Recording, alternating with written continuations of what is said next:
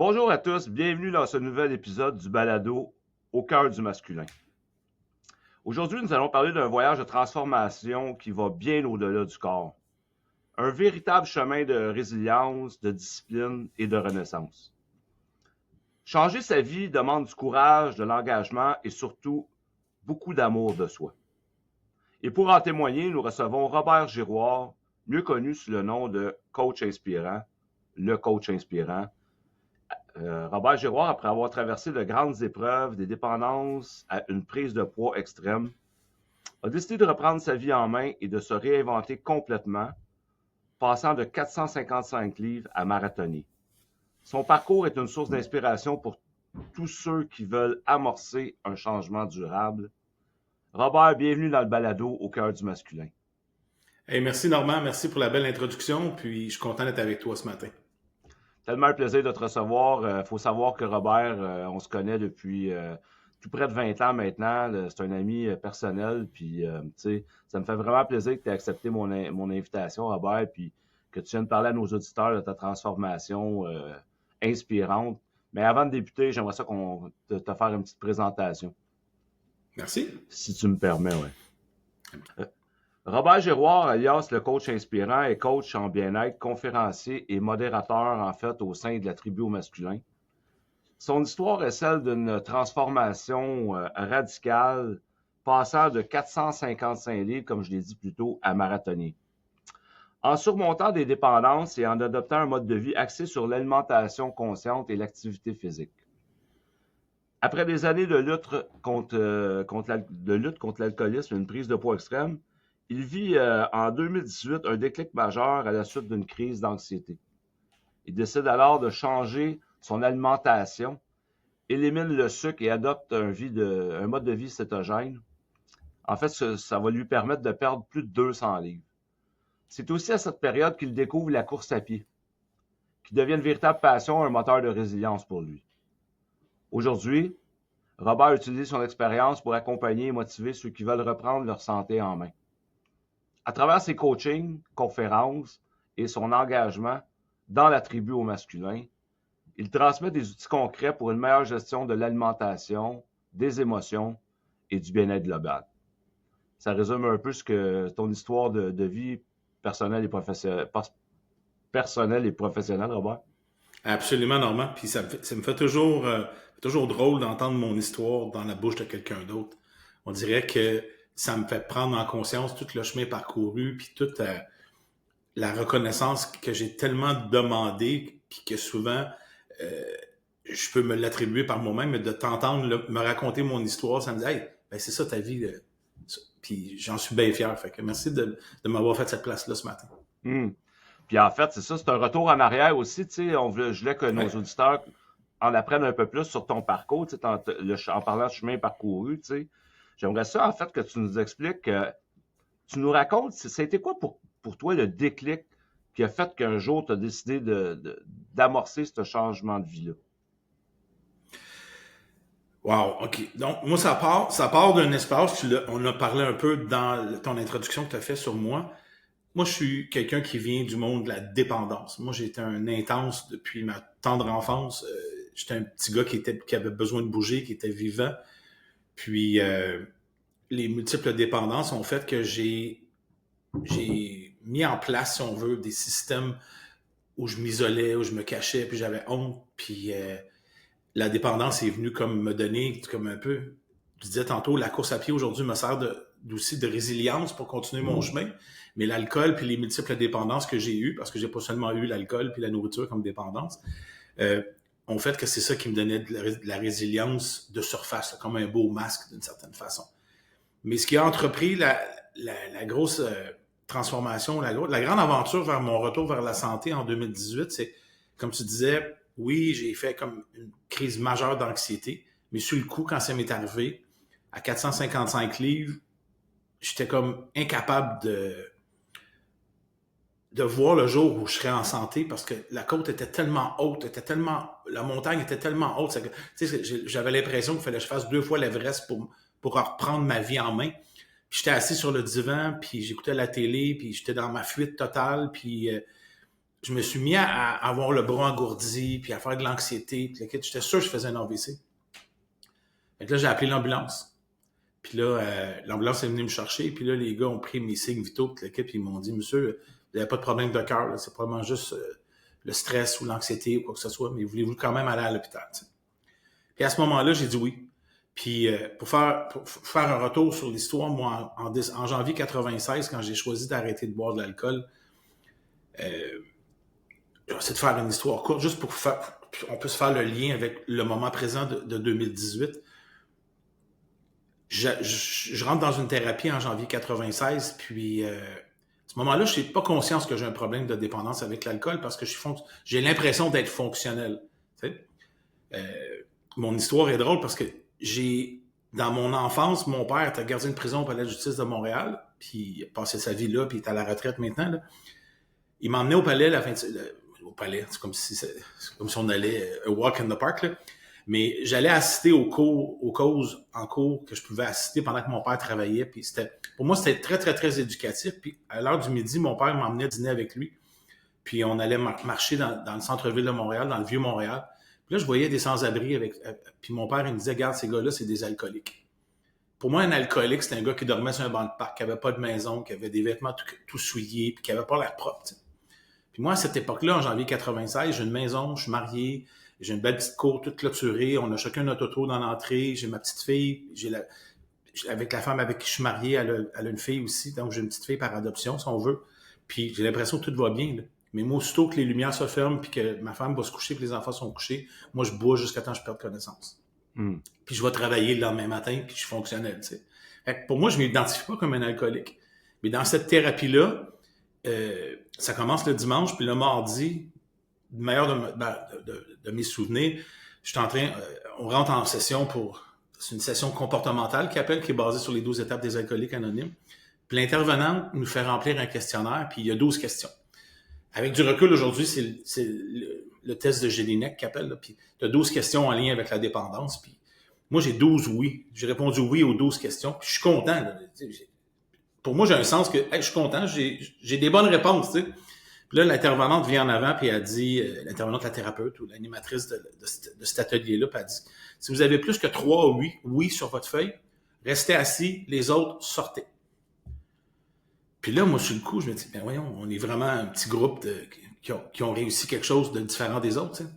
Puis là, la thérapeute, elle vient, puis elle dit, j'ai le plaisir de vous annoncer que vous êtes des alcooliques ou des polytoxicomans. Moi, c'est dans ma tête, là, c'est l'image que j'ai. Je sais pas si ça s'est passé comme ça, mais je reste avec ça. À ce moment-là, moi, c'est comme si il y a un camion de 2x4 qui passe, là, puis que les câbles ont blowé, là, puis je reçois tout ça dans le visage. Ça me choque à côté. Ça te ramène là, à ta réalité là, de ce que tu vivais. Là, OK, j'ai vraiment un problème. Là. Absolument. Puis là, toutes les lumières s'allument. Puis là, je prends conscience de tous mes comportements. Puis c'est comme si j'ai un éveil à ce moment-là qui dit « Hey, ben ouais, t'as un problème avec l'alcool. T'es pas capable de fonctionner sans ça. » Fait que là, je pars, puis ça se passe à la Villa Saint-Martin, sur le boulevard Henri Bourassa, dans l'est de Montréal. Dans l'ouest de Montréal, je veux dire. Puis là, je retourne dans ma chambre. Villa Saint-Martin, c'est un genre de petite, pas une commune, mais une place où il y a des sœurs qui vivaient à une certaine époque. Là. Puis des religieux, je veux dire. Fait que là, je vais dans ma chambre, j'ai une petite chambre toute petite. Là. Un petit lit, un petit lavabo, un petit bureau pour travailler avec une petite chaise droite. Mais au-dessus du lavabo, il y a un crucifix. Puis là, je me mets à genoux. Je suis pas pratiquant, tu sais, je vais pas à l'église à toutes les semaines, mais je crois en Dieu. Ça, c'est ma foi profonde. Et je me mets à genoux puis je dis, écoute, je sais pas si tu existes vraiment ou si tu m'entends, là, mais viens m'aider parce que je passerai pas en travers. Puis à partir de ce jour-là, j'ai jamais retouché à l'alcool depuis le 28 janvier 1996. Donc ça fait 29 ans cette année. Ce que j'ai fait à ce moment-là, c'est la première étape. J'ai admis que j'avais perdu la maîtrise de ma vie puis de toutes mes décisions. Fait que au mois de décembre, c'était le 18 décembre 2018. C'est drôle comme date. Les dates, là, j'ai fait des recherches pour retrouver les dates. Là. 18 décembre 2018. Je suis dans l'ambulance. Je pense que je fais un AVC. Finalement, c'est une crise de panique. Puis là, j'ai dit, OK, regarde, je suis venu vers toi une fois. Oh, je pensais pas que ça m'amènerait là ce matin. Je suis venu vers toi une fois, je viens vers toi une deuxième fois. Je prends conscience que j'ai perdu la maîtrise de ma vie avec la nourriture, avec le sucre. J'ai besoin d'aide. Puis je veux pas mourir. Je veux pas mourir parce que ma fille, à cet âge-là, elle a 28 ans. Puis je sais qu'elle rêve d'être mère. Puis moi, je souhaite être grand-père puis d'être en santé, tu sais. Fait que j'ai dit, regarde, aide-moi, je vais passer en travail, je vais faire ce qui est à faire, mais je veux être en santé quand je vais avoir des petits-enfants, tu sais.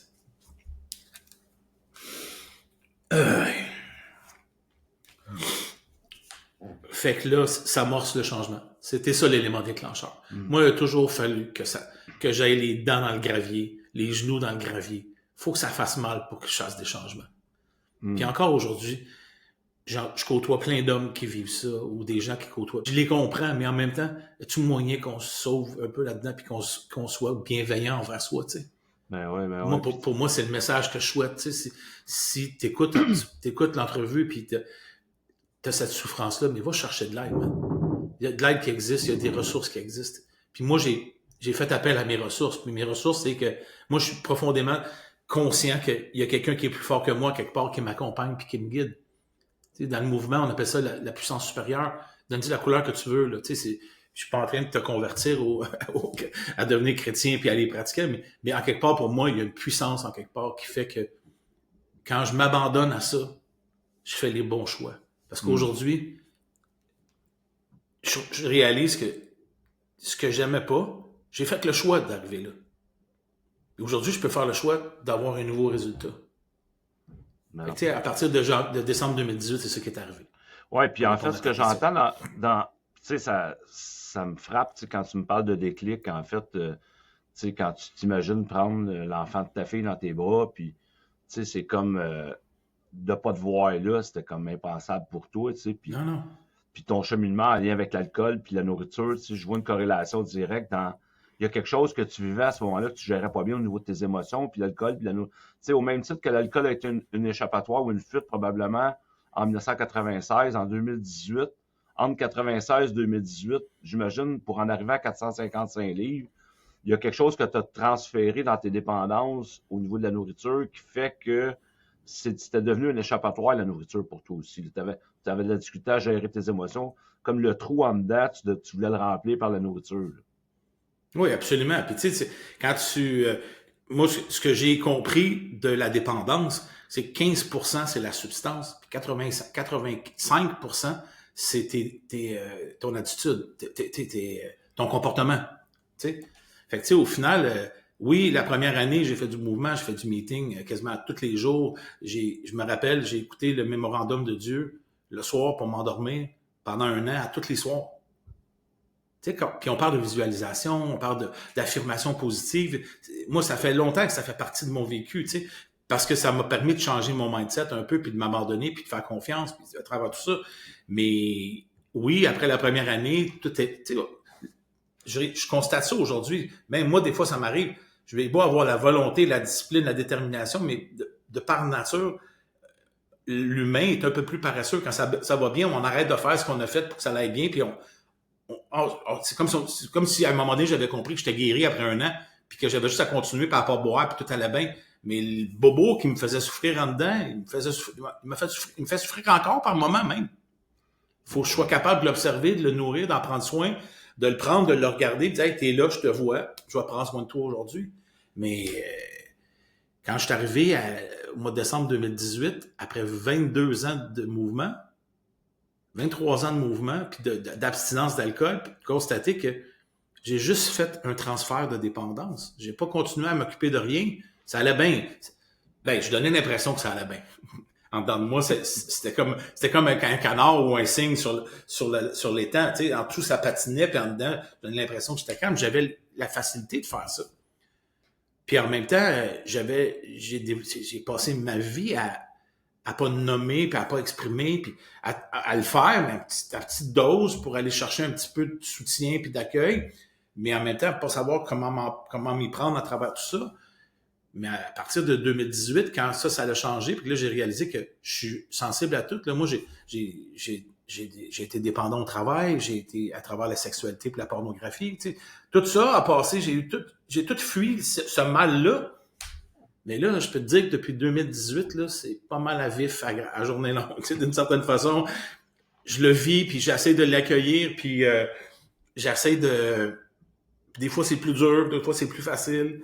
Mais c'est vraiment de me donner l'espace nécessaire, puis d'observer que...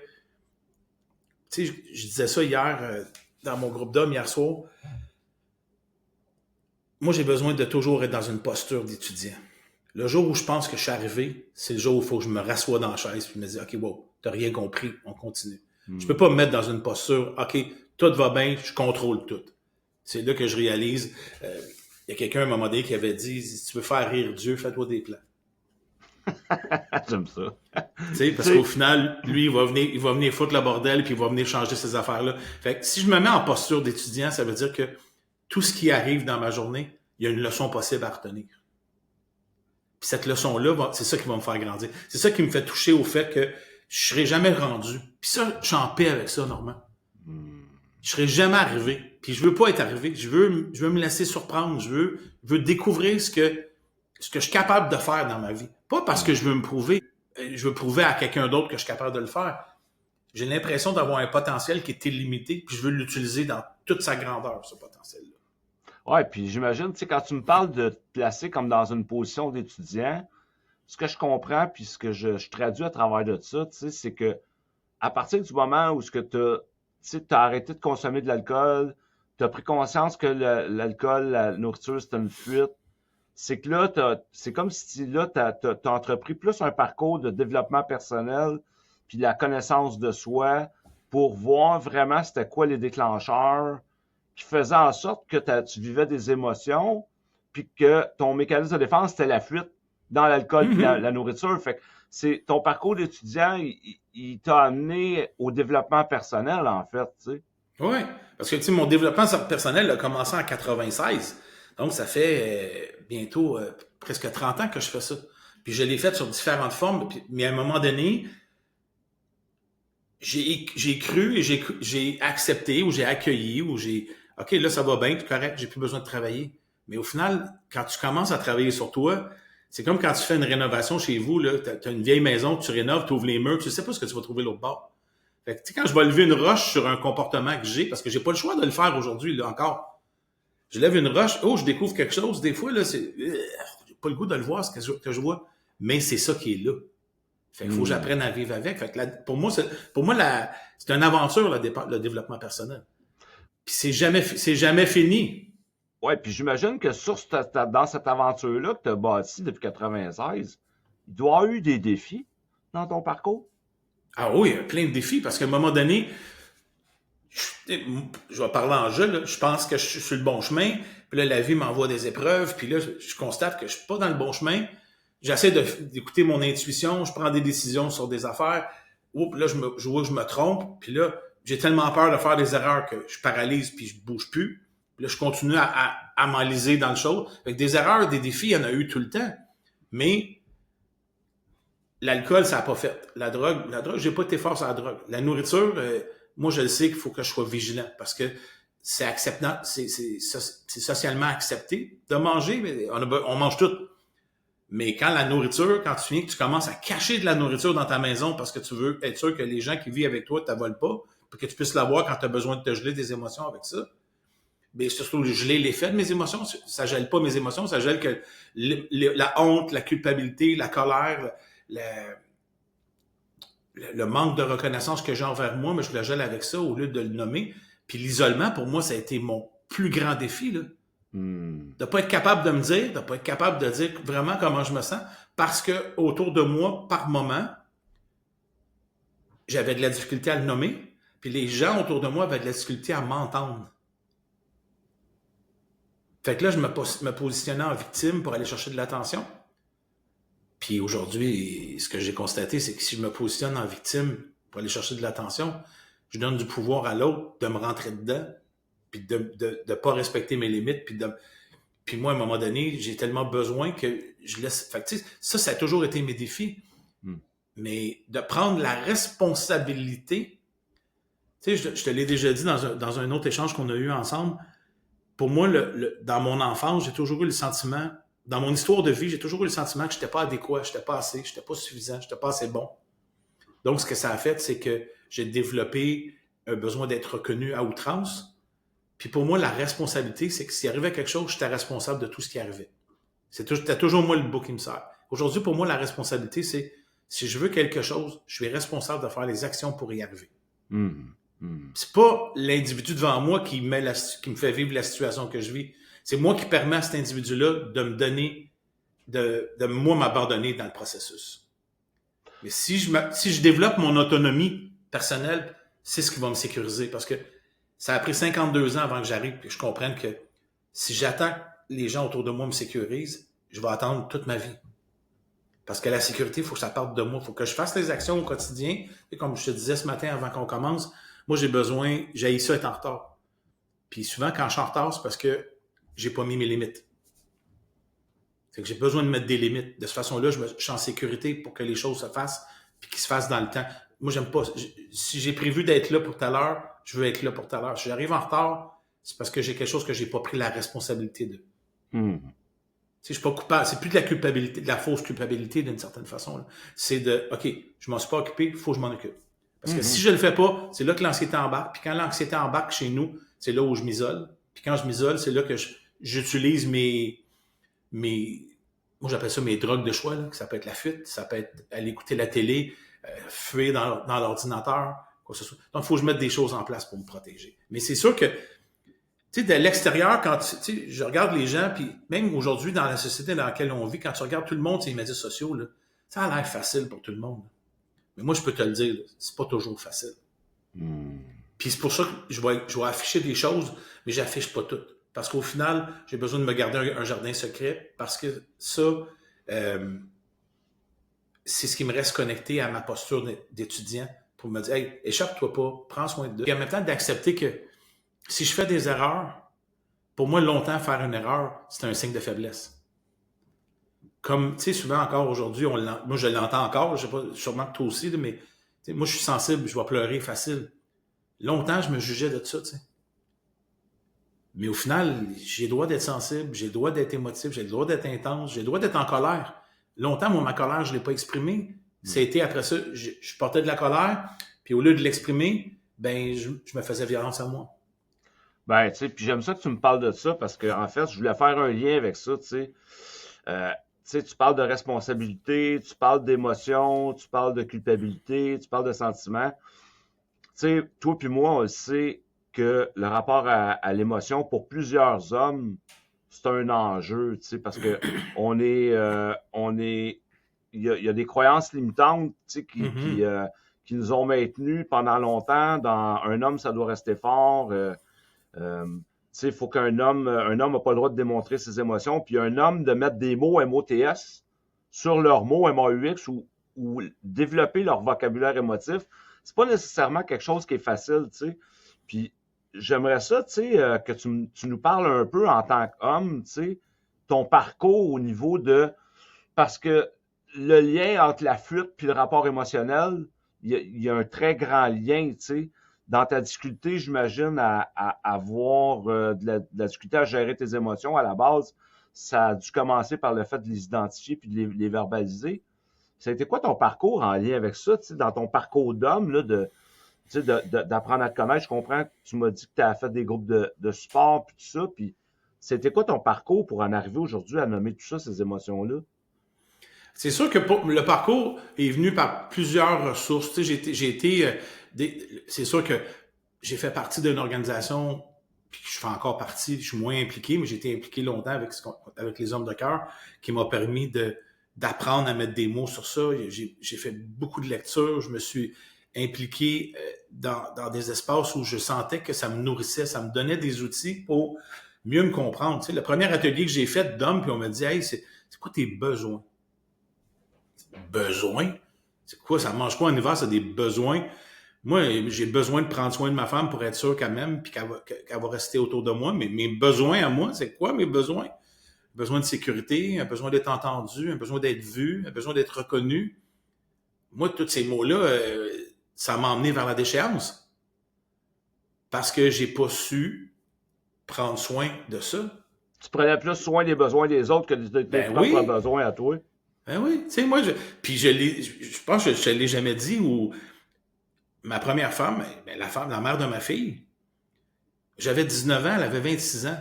Tu sais, le stéréotype que les hommes on porte, là, une blonde avec les yeux bleus, 36, 24, 36, là, moi, c'était ça, là.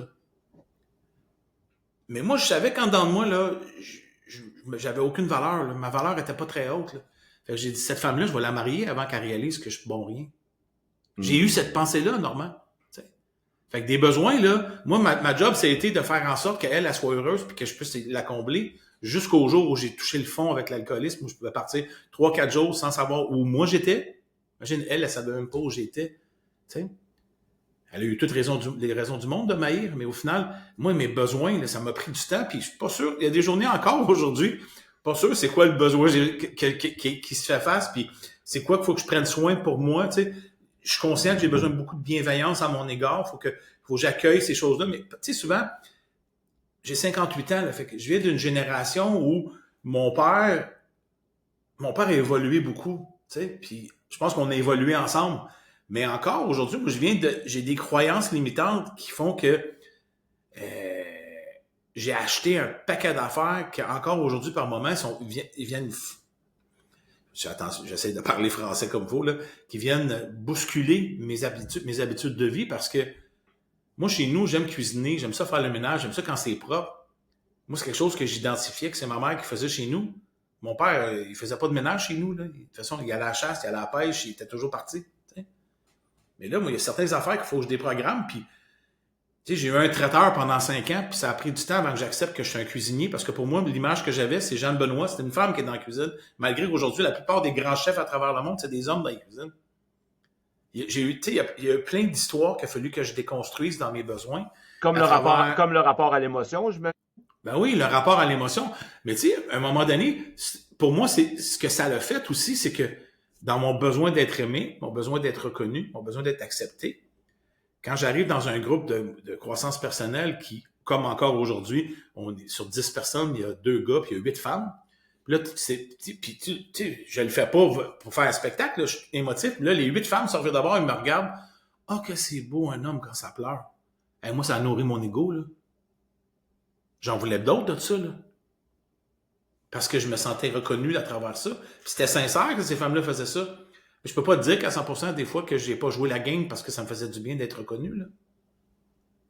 Mais au final, je sais que je suis un homme sensible.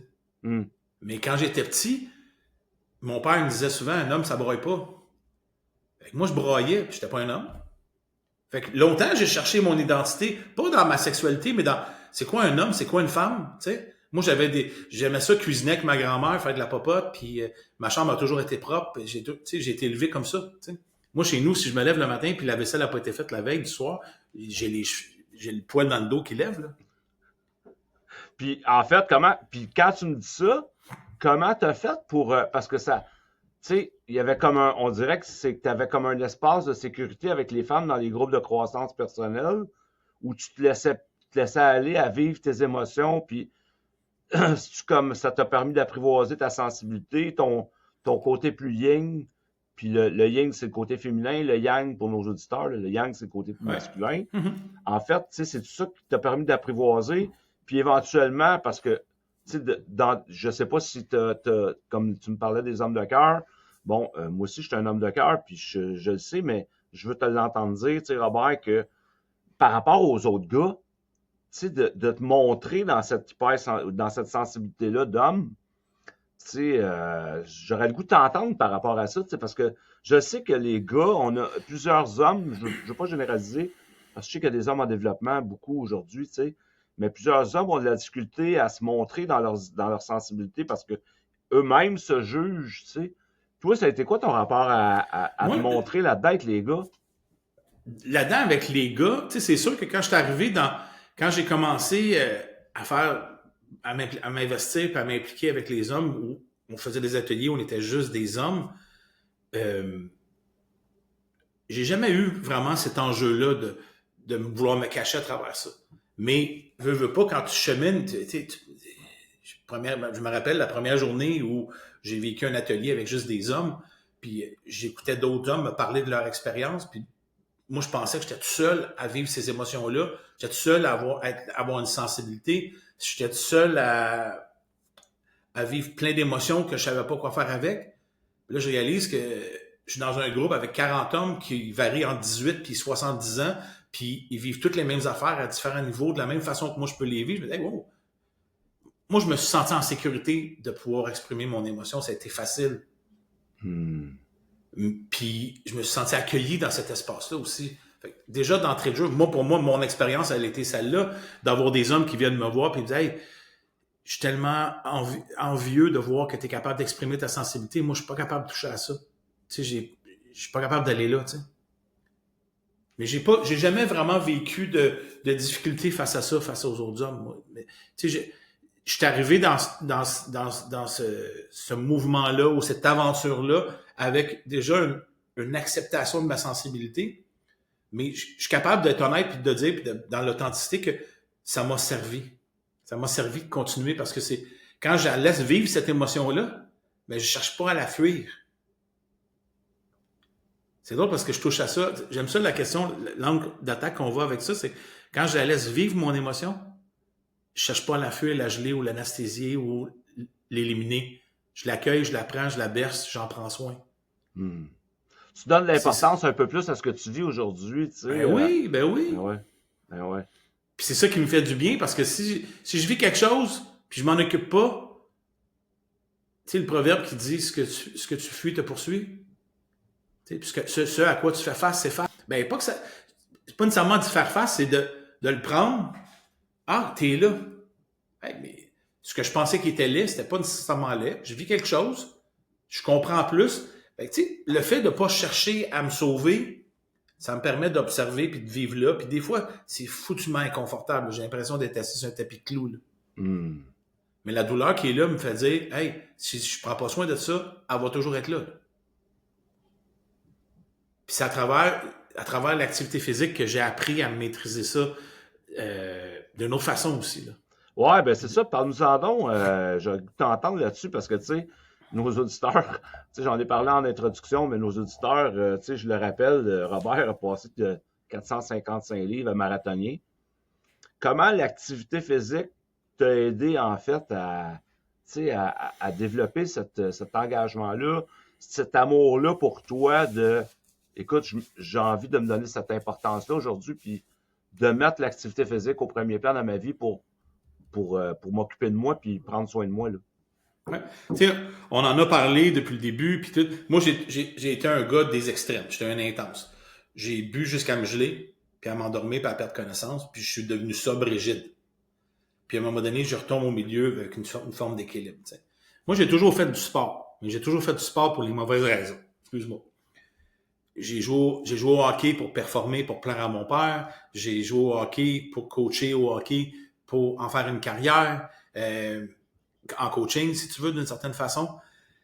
J'ai été au gym 2 heures par jour, 7 jours sur 7 pour manger plus parce que je suis gourmand puis je veux, tu sais, le fait de, tu sais, le gym a même été une dépendance pour moi, là, aussi. Tu sais, j'ai toujours été en santé, mais en décembre 2018, à 455 livres, à ce moment-là, mon condo où j'habite puis le travail où j'ai la gestion d'un organisme à but non lucratif, j'ai 400 mètres à faire. Puis j'ai de la misère à faire ce chemin-là le matin, parce que ça me prend 20-25 minutes de me rendre au travail. J'arrête 3-4 fois en descendant pour 400 mètres de marche. Là. Je sais pas si vous avez une idée de la distance que c'est. Là. C'est pas très, très long. Là. Mais il faut que j'arrête à toutes les 100 mètres parce que ça me brûle dans le dos à cause que j'avais à peu près 200 livres de bédaine rendu à cette époque-là. Là. C'est tout le poids dans la bédaine. Là, puis j'ai de la misère à respirer. Ça me brûle dans le dos au niveau du nerf sciatique. Puis j'ai de la misère à marcher. Là. Mais j'ai pris un engagement que je prendrais soin de moi. Fait que ça a commencé par des sorties de marche de 400 mètres, arrêté plusieurs fois, puis me dire je m'en vais marcher, puis je marche 400 mètres, puis je reviens. Quand j'étais quelqu'un d'actif toute ma vie, où j'ai joué au hockey, j'ai fait les 48 heures de Boisbriand en vélo, je pédalais pendant 48 heures, j'ai fait un triathlon à l'âge de 25 ans, à 52 ans pour être capable de marcher 400 mètres sans être obligé d'avoir peur de mourir. Puis les 400 mètres sont devenus, à force de persévérer, à prendre l'engagement d'aller marcher à tous les jours, c'est devenu 1 kilomètre. Après ça, c'est devenu 1,5 kilomètre. Tu sais, la théorie des petits pas, là, elle est faite. Puis Quand tu dis petit, là, c'était petit. Et la première sortie, là, c'était de sortir du condo chez nous, marcher jusqu'au stop, puis revenir, ça donnait 400 mètres. J'avais fait mon activité de la journée, j'étais brûlé. Là. Puis au fil du temps, à le faire avec un objectif précis de revenir en santé, pas de perdre du poids, de revenir en santé. Parce que toutes les fois où j'ai essayé de perdre du poids, ça n'a jamais marché, parce que je focusais pas sur la bonne cible. Donc, focusser sur un retour à la santé a fait que la motivation s'est transformée en discipline. Parce qu'à un moment donné, la motivation des fois d'avant, quand j'embarquais sur la balance puis j'avais fait des sacrifices toute la semaine, j'avais pas perdu de poids, j'étais découragé. Tandis que là, je comparais, tu sais, j'étais capable de voir à chaque semaine que chacune de mes sorties de marche était plus longue. Il y avait des résultats. C'était concret, là. Je pouvais le mesurer, je pouvais le sentir, je pouvais le goûter. Puis 6 mois plus tard, j'avais 125 livres à peu près de perdu. Puis je marchais 3 fois par semaine, 10 km. Puis là, ça allait super bien. Puis là, j'ai dit, OK, il y a des montées sur mon parcours de marche, je vais les courir juste pour voir comment. Parce qu'à 455 livres, on peut se dire que mes genoux, quand je me levais le matin, ils me disaient, écoute, donne-nous un break, là. On a besoin d'aide un peu, là. Fait que là, je courais dans les montées, puis j'avais l'impression que c'était moins dur sur mes genoux, tu sais. Puis là, c'est venu au fil du temps que j'ajoutais des distances de course puis de marche. Fait que jusqu'au jour où j'étais capable de courir 5 km sur les 10 que je marchais avec des intervalles. Sans le savoir, qui est la technique pour apprendre à courir, tu fais des intervalles course-marche. Tu sais. Puis à un moment donné, au mois d'août 2019, j'ai un de mes employés qui est décédé. C'était comme un peu un deuxième réveil. Parce que même si je savais que ça allait bien, j'étais encore pas tout à fait en top shape à mon goût, puis j'étais encore à risque. Puis cet employé-là avec qui je me confiais, puis il me confiait ses histoires de vie, puis on échangeait d'homme à homme, tu sais. Mais il est décédé ce jour-là. Il a fait un AVC au resto où je travaillais, puis on n'a pas été capable de le ranimer. Puis j'ai pris l'engagement d'aller courir le 10 km du Marathon de Montréal en septembre 2019, qui est un mois et demi plus tard que l'événement qui est arrivé, pour honorer cet homme-là, parce que c'est un homme qui est important pour moi. J'ai même ses initiales tatouées ici depuis cet événement-là pour jamais oublier ça. T'sais. J'ai un homme de symboles. J'ai beaucoup de symboles, moi, qui me permettent de me propulser. Puis quand j'ai franchi la distance du 10 km, j'avais jamais couru ça de ma vie, là, 10 km en continu. Là. Jamais fait ça. Là. Dans toutes mes années de sport, la course à pied, c'est la chose qui me méritait le plus. J'aimais mieux faire du vélo stationnaire et aller nulle part que de courir. T'sais. Le dernier kilomètre, je me rappelle, j'étais sur Sainte-Catherine, le fil d'arrivée était au complexe des Jardins. J'ai tout revu ma vie flasher sur le dernier kilomètre, puis j'ai pleuré tout le long. Puis quand j'ai franchi le fil d'arrivée, ça a fait « Oh boy, ça, j'aime ça, ce buzz-là. » C'est le même buzz que je retrouvais avec mes autres dépendances. C'est devenu une dépendance, la course, mais pour moi, aujourd'hui, qui est une dépendance qui est saine, parce que je gère mes émotions à travers la course à pied aujourd'hui. T'sais. Donc, c'est devenu un 10 km. Après ça, j'ai joint un club de course. Ça, c'est en septembre. Février suivant, j'ai couru un demi-marathon. Septembre suivant, j'ai couru un marathon à Rimouski. Je me suis rajouté des blocs de défis. Aujourd'hui, avec du recul, je l'aurais peut-être pas fait de ce sens-là. Avec ce que je connais de la course à pied, j'aurais peut-être pris plus de temps parce que j'ai été dur avec mon corps. Mais ça, je l'ai été toute ma vie. Mais au final, je suis encore en vie aujourd'hui. Mais ça a passé par... Je pensais à ça hier aussi, quand je faisais le retour là-dessus. J'ai dit, les résultats que j'avais à cette époque-là étaient dus à des choix que je faisais. Puis là, un matin, je me suis levé, mais là, ces choix-là, je ne suis pas satisfait des résultats que ça me donne. Je dois faire des choix différents pour arriver avec des résultats différents. Puis là, à chaque fois que je courais, j'étirais ma distance, puis je me disais, hey, c'est le fun, ça, j'aime ça comment je me sens. Je suis capable de... C'est comme si, tu sais, ma posture d'étudiant, je te disais au début, là, à toute fois que je me prépare pour une course, je ne sais jamais jusqu'où je vais aller avec. Parce que je me découvre en cours de route. Pour moi, la course à pied, c'est devenu thérapeutique. Je vais méditer en course à pied.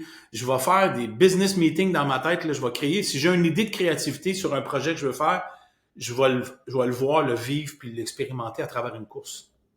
Moi, je fais beaucoup de visualisation. Quand je suis en préparation pour une course, mes dernières semaines de course, là, je cours puis je me vois sur le parcours où je suis. Je me vois franchir la ligne d'arrivée. Ça fait partie d'une façon de nourrir mes besoins. Tu sais, on en a parlé tantôt, là. Mon besoin de prendre soin part par là. J'ai une mauvaise journée. Je suis jamais dans une posture, tu sais, ça peut arriver à l'occasion, là, de me dire, il faut que j'aille courir. Je suis plus dans, hey, j'ai hâte d'aller courir. Parce que je sais comment je me sens quand j'ai fini. Ça ça répond à un besoin de te réaliser, Ben en oui, fait. absolument. C'est ça, Puis à ça prendre soin de moi, prendre soin de moi. Tu sais, je vis une émotion au lieu de, de la geler ou de la feuille, je vais aller courir, puis en courant, je vais penser, OK, elle vient d'où cette émotion-là? Qu'est-ce qui s'est passé? Qu'est-ce qui a créé ça? Comment je peux faire pour mettre quelque chose en place pour éviter que je me retrouve encore dans cette position-là? Hmm. Ça devient du positif, puis ça devient pas nécessairement de la fuite, ça devient surtout éducatif. Le mot qui monte, c'est éducatif. J'aime ça. J'aime ça. Puis en fait, je t'amènerais sur le chemin, tu sais. Tu me parles de développement au niveau physique, ce que tu mets en place, ce que tu visualises. Fait que tu sais, tu restes dans le développement personnel, physique. Euh, Puis aujourd'hui, là, c'est quoi les ressources de développement personnel que tu mets en place qui peuvent donner de l'espoir à quelqu'un qui voudrait se prendre en main? Puis ça, autant sur le plan physique que sur le plan personnel, mental, pour que ça soit plus dans une forme de santé globale. J'imagine que à travers des groupes de sport ou même au sein de la tribu, je sais que tu es actif au sein de la tribu au masculin, puis ça Ouais. serait quoi? C'est quoi tes ressources de développement aujourd'hui que tu mets en place? Ben, c'est sûr que j'ai la passion de la course. Fait que moi, quand je suis passionné par quelque chose, je m'informe, je m'éduque. Donc, j'ai fait des formations, j'ai fait beaucoup de lectures en lien avec la course. J'écoute, je lis des audiobooks, des livres, des podcasts, des conférences de course à pied. Puis moi, j'ai toujours été un homme qui était à contre-courant. T'sais? Au lieu de... Le guide alimentaire canadien et les nutritionnistes, pour moi, ça n'a pas fonctionné. Je suis allé dans le cétogène, maintenant je suis carnivore, mais là je suis plus céto-carnivore, là. Je vais mélanger un peu de glucides et ces choses-là. Mais ça fonctionne pour moi. Fait que la course à pied, tout le monde parle de performance, moi je parle de technique de base. Je parle du pourquoi tu cours. Comment tu peux développer ton plaisir de courir à travers comprendre pourquoi tu cours. Puis comment tu peux courir pour pas te blesser puis être en santé le plus longtemps possible. Parce que la plupart de l'industrie nous fait croire qu'un marathon, c'est facile à courir. Excusez, pardon, là, mais un marathon, là, ça prend de l'énergie, ça prend de la discipline, ça prend de la détermination, ça prend du courage pour courir ça. Tu peux pas te lever demain matin et dire je cours un marathon dans 3 semaines, ça se fait pas. Ça prend de la préparation.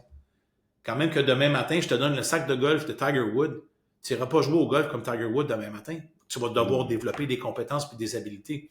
Donc, comme coach, comme coureur inspirant, moi, mes ressources, c'est d'observer ce que les gens font, comment ils font, comment moi je peux l'adapter, comment moi je peux le faire pour que ça me serve, puis comment après ça je peux prendre ça puis le transférer vers d'autres. Parce que ma mission comme coach, c'est d'être une source d'inspiration puis de contribuer à inspirer d'autres personnes qui eux-mêmes vont inspirer d'autres personnes.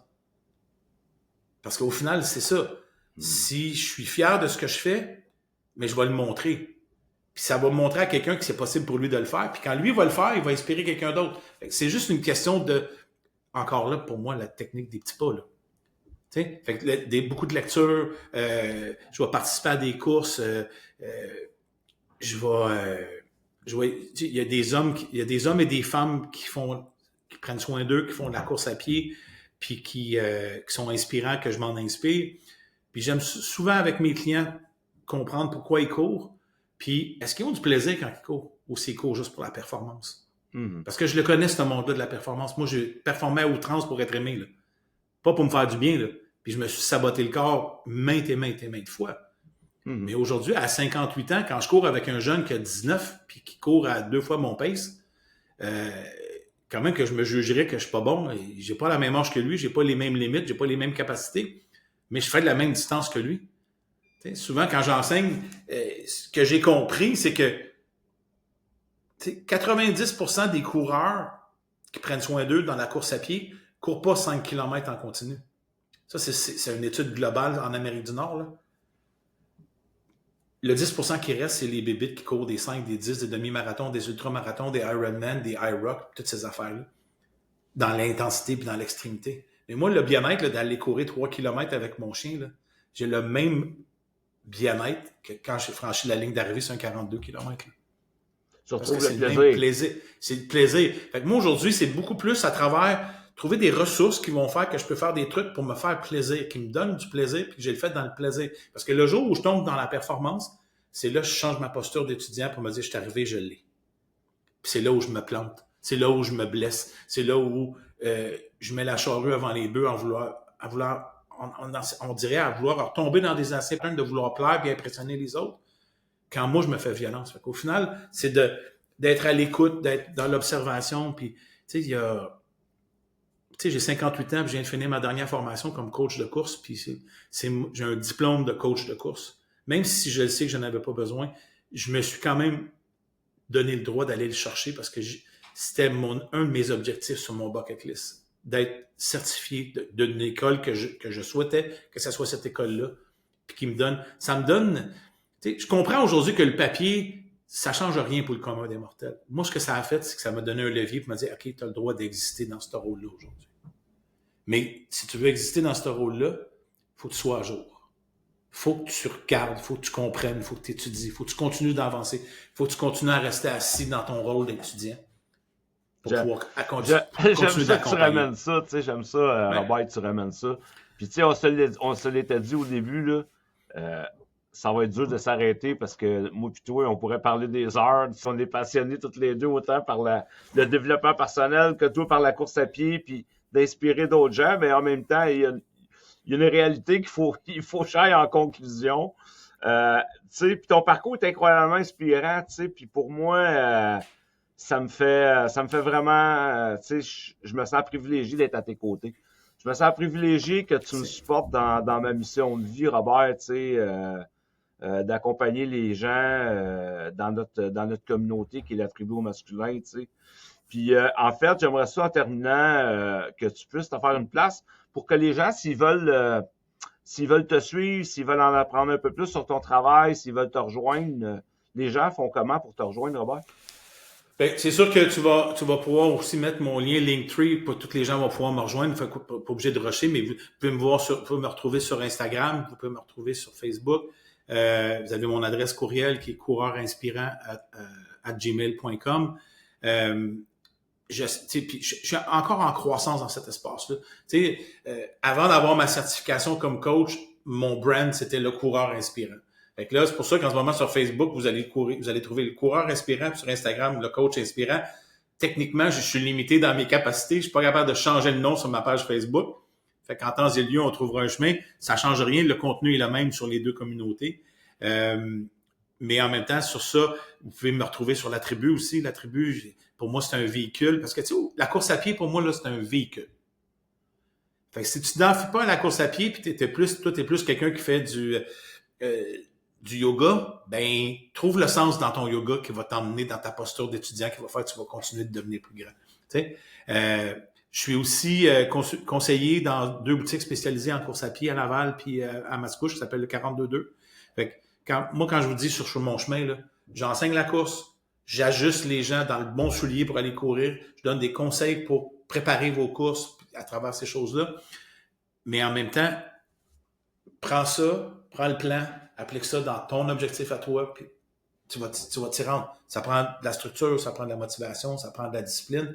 Moi, j'aime, c'est les têtes de clous sur lesquelles je vais cogner. Tu sais, si tu veux juste performer, mais moi, je vais te diriger vers un coach qui va faire juste la performance. Si tu veux comprendre pourquoi tu cours, si tu veux comprendre comment tu vas faire pour courir le plus longtemps. Tu sais, quand je te dis, je me mets en posture d'étudiant, là, j'ai un client au magasin, là, il a 88 ans et demi. Le et demi est important, c'est lui qui me l'a dit. Ça fait 70 ans qu'il court. Il court encore 3 fois semaine, 5 km par sortie, en 35 minutes.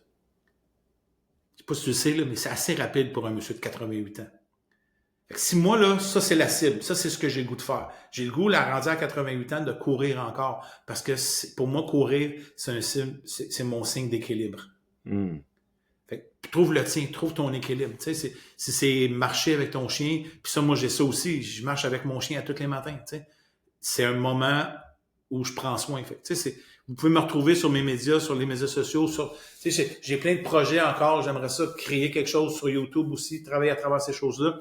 Mais moi, il faut que j'y aille graduellement parce que quand j'essaie d'aller trop vite, je m'enfarge, puis là, je perds la cible. Mais en ce moment, je vends des souliers, j'accompagne des gens dans la sélection de leurs souliers, je cours, tu sais, comme là, en ce moment, je suis sur le point de mettre en place mon projet pour mes 60 ans, pour me préparer pour courir le marathon de Paris. Je vais le documenter parce que je l'ai rêvé, ça. Fait, pour mes 60 ans, en avril 2026, je vais être à Paris pour courir le marathon de Paris. Donc, ça, je vais le documenter sur mes médias, comment je m'y prends à travers ces choses-là. Super inspirant, Robert. C'est dans ce sens-là. Vous pouvez me rejoindre sur les plateformes, ça va me faire plaisir. Ben écoute, je te remercie infiniment, puis si, en fait, en terminant, je vous invite, si vous avez aimé cet épisode, je vous invite à le partager. Je vous invite également à venir nous rejoindre, Robert et moi, dans la tribu au masculin, une communauté exclusivement réservée aux hommes, qui est axée sur le développement personnel, qui vous avez une volonté de vous asseoir dans le siège d'étudiants comme Robert, ben, on vous accompagne dans ce processus-là pour sortir de l'isolement puis apprendre à vous connaître. Tous les outils sont là au sein de la tribu. Puis en fait, en plus, vous avez la chance de venir l'essayer parce qu'on vous offre 1 mois gratuit au sein de la tribu au masculin. Vous voulez me rejoindre, ben en fait, toutes les informations vont être dans la description du balado, mes informations personnelles pour mes produits, mes services, ainsi que ceux de Robert Giroir. Robert, en terminant, un gros merci. J'ai vraiment apprécié ce moment-là de relation avec toi, tu sais, puis content que nos auditeurs aient eu accès à l'homme de cœur que t'es. Merci, c'est réciproque. Je suis bien heureux, puis je porte l'intention que ça rejoigne le plus de monde possible, puis que ça puisse faire une différence dans la vie de nos auditeurs. Merci, Robert. À bientôt, tout le monde. Merci, Normand.